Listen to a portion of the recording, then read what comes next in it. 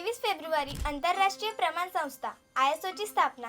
नमस्कार, मी समृद्धी आणि तुम्ही पाहत आहात कलाकार दिन विशेष। औद्योगिक मानकांचे आंतरराष्ट्रीय समन्वयन आणि एकत्रीकरण हे उद्दिष्ट समोर ठेवून ISO international organisation for standardisation या संस्थेची स्थापना 23 फेब्रुवारी 1947 मध्ये करण्यात आली। ISO या संस्थेने 1968 मध्ये मालवाहतुकी संदर्भात पहिले मानक प्रसिद्ध केले। 1971 मध्ये पर्यावरणाशी निगडीत हवा आणि जल गुणवत्ता नियमनासाठी स्वतंत्र समिती तयार केल्या। या पर्यावरण, मृदेची गुणवत्ता, पर्यावरण व्यवस्थापन आणि नूतनीकरण ऊर्जा यांवर लक्ष केंद्रित करतात। ISO या संस्थेने 2003 नंतर आपल्या कार्यक्षेत्राचा विस्तार केला।